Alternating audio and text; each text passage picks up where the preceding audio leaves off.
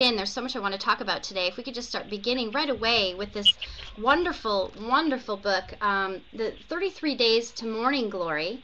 And I know that that's not the first book that you wrote, but I want to start with it just because I truly believe that the way to truly enter into the mystery of the Sacred Heart of Jesus is to first go through the Immaculate Heart of Mary, because she is this perfect forming gift of receptivity and really emptying us to that virginal, beautiful emptiness so we can be filled with that mercy and become the tabernacles to bring Christ out to the world by first receiving it ourselves. Can't give what you don't have, right? This is so beautiful. I've done the St. Louis de Montfort's formula of consecration to Mary, and when I was thinking about, but I have to be completely honest with you, Father Michael. I ended up feeling I'm so scrupulous, anyways, that it didn't really count because it was so hard, and I didn't know if I followed it exactly, and there were so many prayers, and some of the days I didn't say them all, and I ended up kind of feeling worse about myself, like I'm just always falling short, and I just never, I have like this heart that desires so much to be good and to become holy, but I'm so slothfully and not diligent, and it ended up not doing kind of a little bit of the opposite in me than what I had hoped when I had entered into it.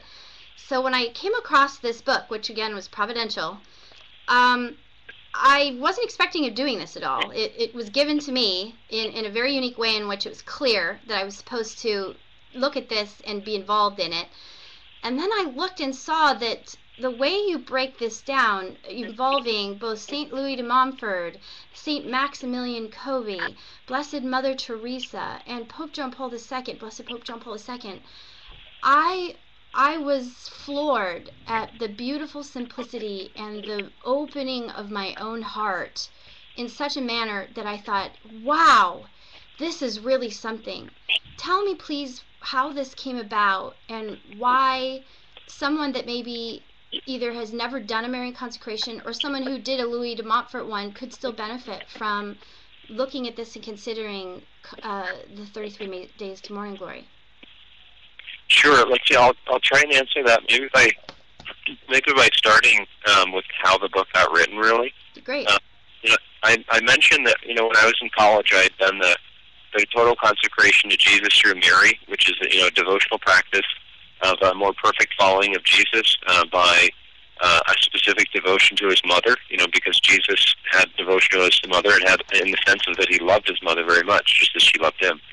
And so it's a more perfect following of Jesus Christ by embracing his mother as our own mother, because he gave Mary to us as a mother to us all at the cross. When he looked down from the cross as he was dying, and he saw Mary there at the foot of the cross, and he saw John, the beloved disciple, John the evangelist, and he looked down and he saw Mary. He said, "Woman, behold your son."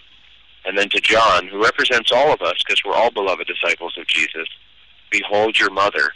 And then it said, and then from that hour he took her into his own home. Really what the Marian consecration devotion is it's to formally take Mary into our own homes, meaning that we bring Mary into our hearts, that we accept the gift that Jesus gave to us from the cross of namely giving us his mother as our spiritual mother. And so the consecration is sort of a formal way of recognizing Mary as our mother, as our spiritual mother, and giving her permission to do her God-given task in us, which is namely to form us more perfectly into the image of her Son, just as she formed Jesus Christ as he was a baby, taught him to pray, fed him, all of that. In the life of grace, Mary is also to be a mother to us, to intercede for us, to pray for us, to teach us how to pray in a certain manner, in a certain sense. And so that was the general thing, and that's what I got introduced to my freshman year of college, this total consecration of Jesus through Mary, formally accepting Mary as my spiritual mother. Now, when I did that consecration, sort of like you, as I sort of felt like I wasn't quite sure if I did it properly, because it was kind of it was a sort of a rigorous 33-day preparation.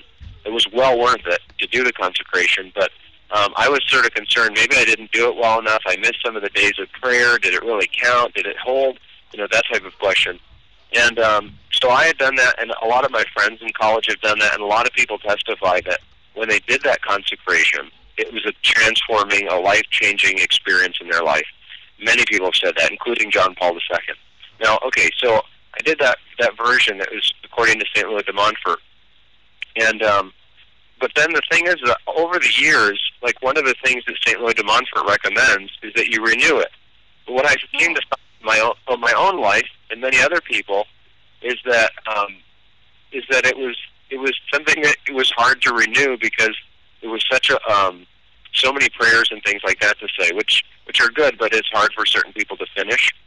And so basically what I did was I did an updated version of that traditional consecration formula and preparation formula that would be easier for people to make, and that it would be updated. Updated because it included not just St. Louis de Montfort, which is the traditional version, but also Maximin Kolbe, Mother Teresa, and John Paul II, as you mentioned.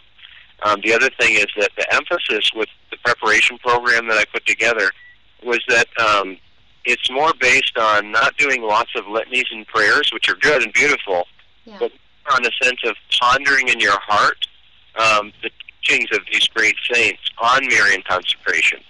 So, because for someone like me, I like to really know what I'm getting myself into, type to speak.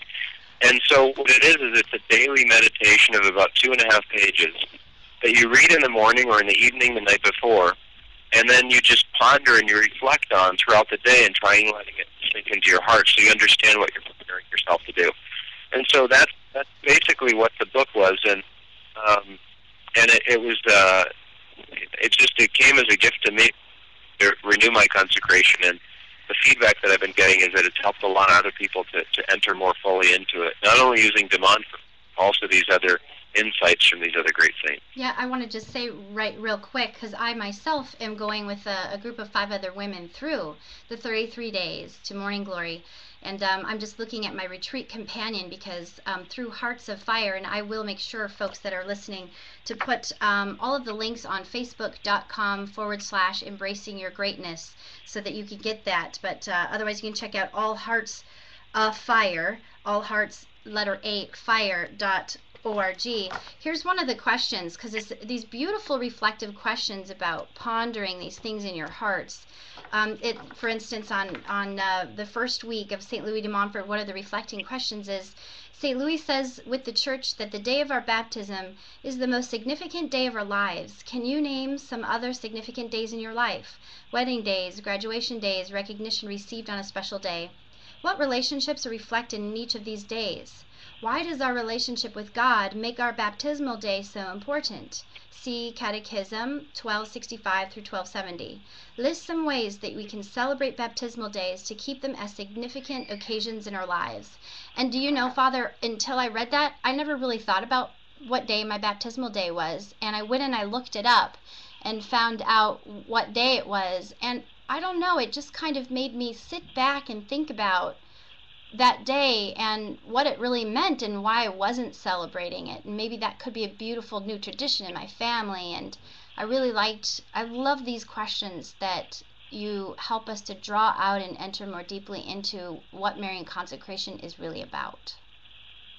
Yeah, and that retreat companion that goes with the group retreat, I mean, because people can do it individually with the book itself.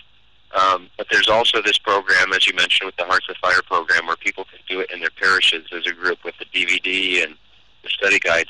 But that study guide for 33 Days to Morning Glory was written by Dr. Carol Younger, who has a lot of experience writing, helping groups enter into a retreat